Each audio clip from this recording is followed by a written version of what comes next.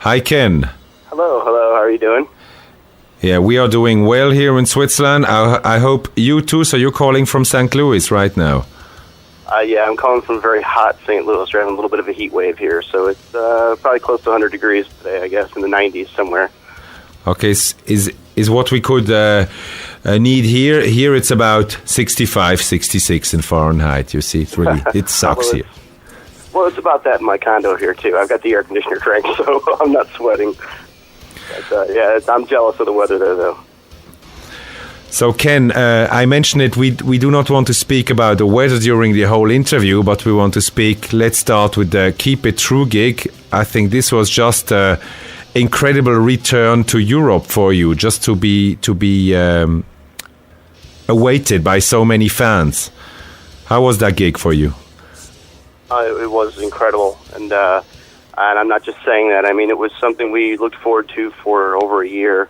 Put a lot of time into rehearsing for it, and we really wanted to try to come on strong. And, with the whole volcano, we weren't even sure we were going to make it. So we were very grateful to be there, and we couldn't have asked for the crowd to be any better. I mean, I met so many people over there. Everybody was just very enthusiastic, very friendly. We had a great show, a great time, and I just couldn't have asked for any more after all that time. It's amazing that anyone still remembers us, and not only still remembers us, but some people there really, really love the music and very close to our music, and it's very personal to us, so we really appreciate that. And you played something like a best of show using songs from all the 4 albums. And the special thing was that with this lineup, or with the lineup that, of course, played in the past a lot of time together, you re-recorded your first 2 albums, Suffering Hour and Reason. So what was the trigger to do these re-recordings?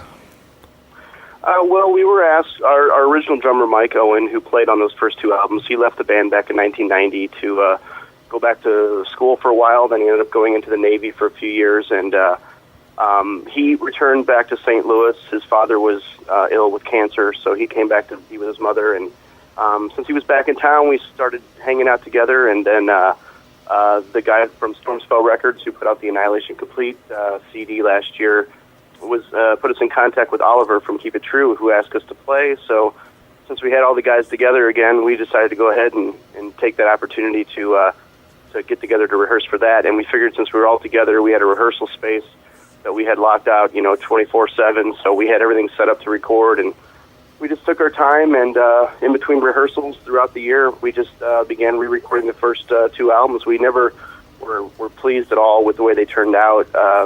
Not just the sound, but the playing and everything. Things are done very quickly, sometimes very little money. So we thought this would be a good opportunity to try to go back and see if we couldn't give them a second chance and maybe get them a little bit closer to what we had hoped for the first time. And so really the Keep It True Festival was definitely the trigger to get us back together to play in the first place. So, Ken, there is, I think, often a confusion. Some people think that your Chad Smith is the same as the Chili Peppers Chad Smith. So that's definitely not true, right?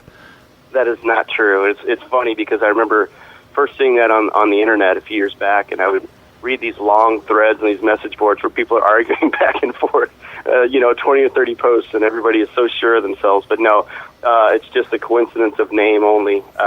It just so happens. In fact, we tease our Chad about it all the time when we talk to him. But yeah, he calls himself the other Chad Smith. So yeah, just the same name. But other than that, just 2 great drummers. That's the only other similarities.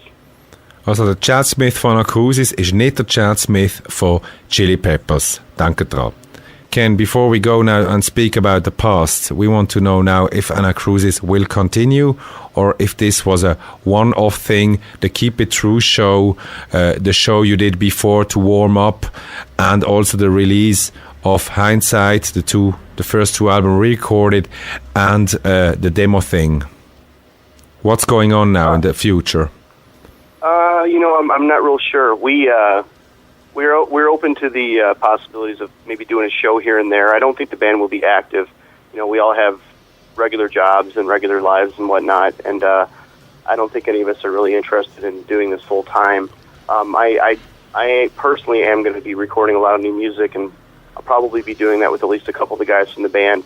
We all get along fairly well, out of the band, but so many years have passed, and we're all very different when it comes to music, and it's just sometimes frustrating we're just not on the same page musically, so let me put it that way. So I don't think it would be very productive for the four of us to try to get together to write music, but a few of us definitely have some of the same ideas, and I have a lot of new music, and throughout this last year of rehearsing, we would often just jam together and come up with new things, and there's a lot of new music that I've written separately, and then a lot of stuff that I've written just jamming with the guys before practices, and so I'm planning on going and doing some recording in the next few months here. I don't know whether it would be anything like official release or maybe something I'll just put on the website.